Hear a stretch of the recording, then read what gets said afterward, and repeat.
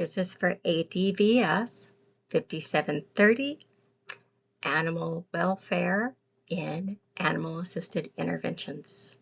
This is capstone progress on Barbas. I am going to give you a quick summary of the agenda. I'm going to introduce you to Barbas. I am going to talk about his behavior and temperament from when we met him to now. I am going to talk about the advice I received from trainers. I am going to talk about how we identify his anxiety and how we mitigate that. I'm going to talk about the zoonotic threats and the methods of prevention that we are currently using and will use. I'm going to also assess the health status and talk about our plans for veterinary interventions. We're going to also look at what signs we're looking for to retire Barbas when it is time. We're going to use scientific objective parameters to actually evaluate him as a service animal using a brief AKC temperament test along with the Therapy Dogs International test to assess his suitability as a therapy dog. So Barbas is 1.75 years old. He's a canine. He came to us May 19th of 2024. He was approximately 2 months old, 2 to 3 months old, and he was abandoned at a truck washout.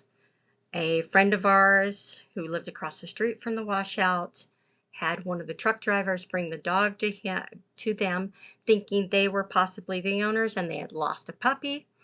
And so I had heard about this on Sunday when I was going between our classes, and I heard them talking with the vet who is in our ward, and they said they were going to take him to the shelter. I had sent them a message and asked, can I get some pictures of the puppy you were talking about today? And they sent me pictures. I showed them to my husband, and then I discussed with him if he thought maybe we could go meet him and see if maybe this dog would be a good fit for our home. Initially, when we visited, he was very hesitant and nervous, but he was curious too. Now, at this present time, he's more eager for outdoor activity and wants more attention and does act more stressed and anxious when he's alone. He has herding tendencies and he has a need for high activity, so we need to go out and play with him often. Barbas's day will typically start out at 5:30 a.m. when we wake up, and then once I come out of the room, I will take him out and let him go out and relieve himself. I will make sure he's got a full water bowl, and I fill his food dish too. We either leave for school or for appointments, and our boys will take over the care during the rest of the morning while we're gone.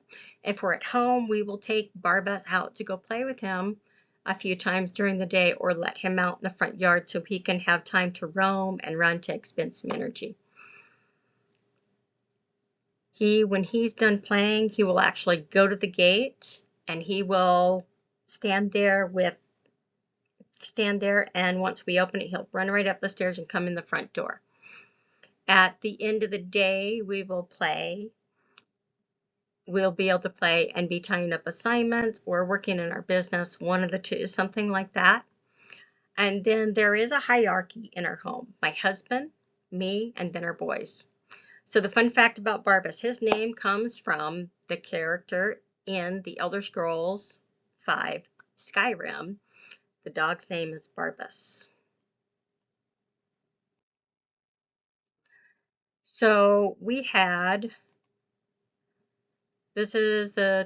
I'm not going to play this video. This is our training video that we did on our 2 tests, which is greeting people appropriately and fetching and returning a stick to us versus just running around the yard with that object or item. We had decided that the parameters needed to be 3 successful completions with verbal praise and then a treat. Once 3 of those successful completions with the treats were done, that ended that particular task. We did this for each task. And we limited the treats to limit the time so it would prevent boredom for Barbas and for us. So when I have worked with USU's Equine Experience program and their Pathways to Horsemanship program when I initially started out. And one of the things I have learned throughout the program, and I continue to work with them in that program, is consistency in training. We have to be consistent in the methods and the way, the words we use, our body language, and how we do things. If there's are inconsistencies, it will confuse the animal we are working with, whether it's a horse, dog, or cat.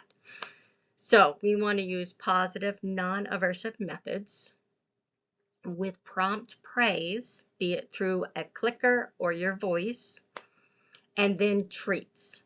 And I wanted to encourage my whole household to do this, though it has been a challenge to do that with my family.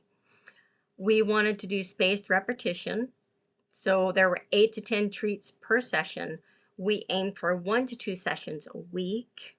We were successful with at least 1 session a week. There were a couple of weeks we did not. We wanted to make sure there was time off for the ability for Barbas to socialize with the neighbor dogs through the fence and with us also as his family. We want to encourage his natural behaviors of running and jumping and digging and sniffing out different things in the yard. We made sure that he had abundant food and clean water. We made sure we did our best to maintain his proper health care at this time as best we could within our schedules. We know that for Barbas, unfamiliar items, things actually make him anxious. We know that raised voices will actually play into that. Loud noises, fireworks, shouting, anything like that does kind of make him a little bit more shy. We know that we can prevent that by actually using strategies like actually observing him, seeing what his body language is telling us, and then recognizing that particular body language and then respond to it appropriately. So for instance, for me, what that means is that we've had a few mornings where we got up late, so Barbas had an accident and he did it in front of the front door. So I wasn't upset, didn't say anything to him. I just noticed it was there, cleaned it up, took care of it, and told him it's okay, it's not his fault. And I would give instructions for a handler and for a client, someone who's not me handling him, or for if we were to do AAI, I would ask that they do make sure that they are using positive, non-aversive methods with praise and abundant rewards. And if he chooses not to participate, then he does not have to participate. When he's done, it's done.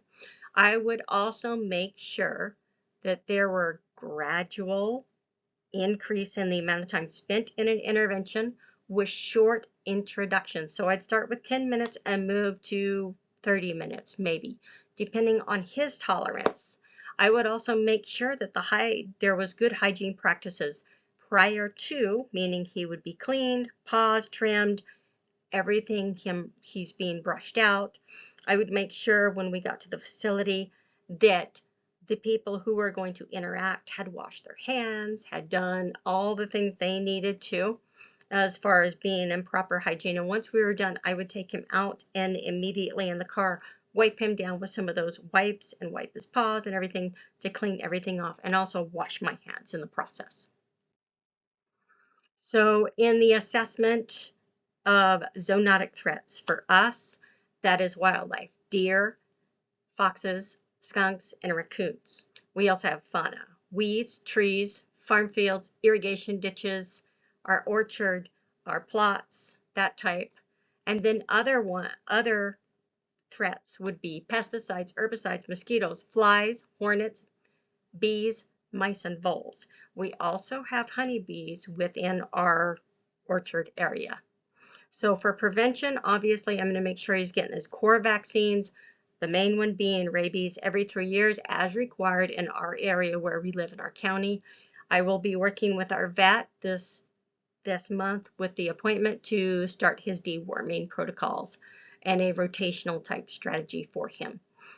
We will also implement a diet that eliminates possible zoonotic reservoirs. This means the raw hides we had been giving him and the raw meat we had been giving him, we will no longer give him for AA and AAI purposes.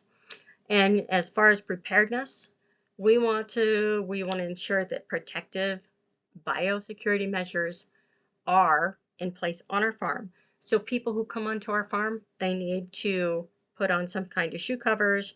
They can't wear stuff where they've been out on their property, their farm, and come interact with our animals. This will prevent zoonotics from coming onto our farm from other sources outside of our family. So initially he was deemed healthy, though undernourished. We are scheduling a complete exam this month. We are going to be implementing proper dietary nutrition acceptable forms for AA and AAI. We are going to look at making sure we are respecting Barbas's emotional needs and working with his nature the way he is right now, and work to help shape him and groom him into a good companion animal and a farm animal to work with us. As far as retirement planning, as you can see, currently his initial score was 77.5. It has gone up to an 87.5. The key things I would be looking for here would be needing more rest, him being more tired, him lacking mobility, not being able to move well. I would be looking to see if he was still eating the amount of food he needed to. If there was more food left in the dish, then I'd be looking to see if there was something going on. If he was having more frequent accidents in the house as far as elimination, if he was not understanding commands and not obeying, if he was beginning to show more stress signals, then we'd be looking at ways to lighten his load and to maybe remove some of the activities that were causing stress. We would identify those activities. In the assessment of his welfare, you'll see there's 2 scores for the aggression. There's towards our chickens. We have moved them into our orchard area. They were in our yard. As far as he's not showed any aggression towards people. His fear, anxiety, and stress is rated at 1 because we do have seen him lick his lips, very much like so when we're talking about the anticipation for certain things. He anticipates when we're going to go out the door.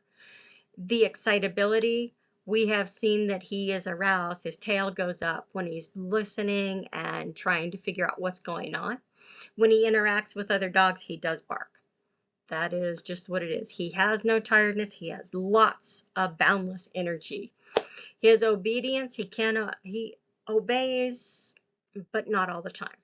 So right now, his total score is 11. So if we added actual animal-assisted interventions to his plate, I think that would push him over into a higher state of stress. So now we're going to talk about his evaluation as a therapy animal or a therapy dog.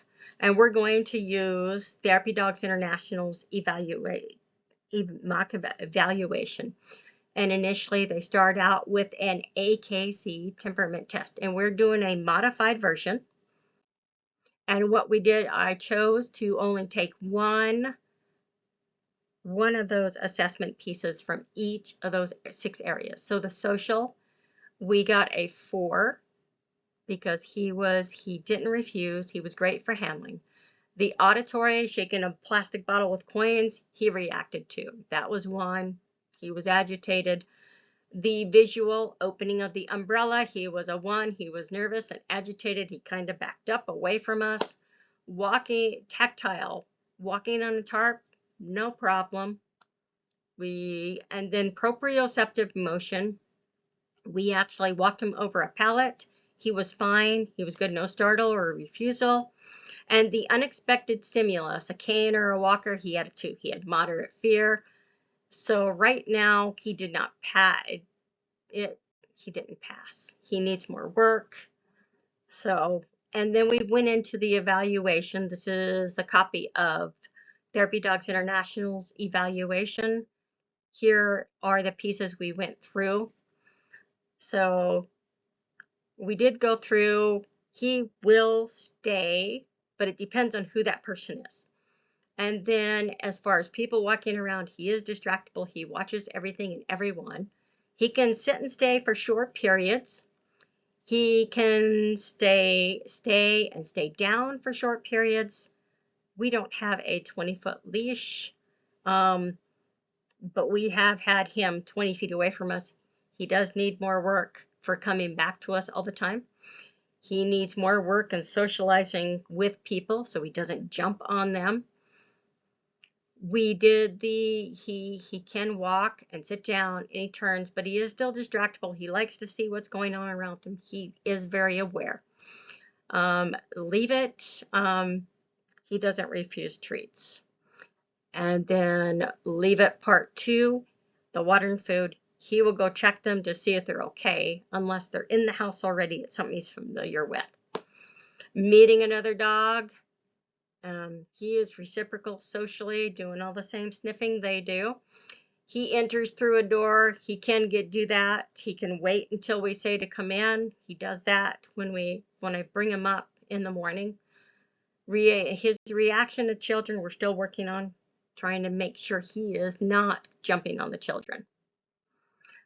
So in conclusion, Barbas would not be able to participate in animal-assisted activities at this time or in therapy settings because he does need more training, more maturity, more experience, learning how to interact in the proper behavior expectations that we need for a therapy dog in those settings. He would be suitable for a high energy population that is youthful, or those who just have a lot of energy and could keep up with him. My future intentions at this point for him are to train him to help us with some of the farm work and as a home companion so he alerts us when someone is coming up to the house, and if possible, training him to identify low blood sugar in myself. These are my references that were used in this presentation. And then thank you so much for your time. I hope you have a wonderful day. Please let me know what your comments are.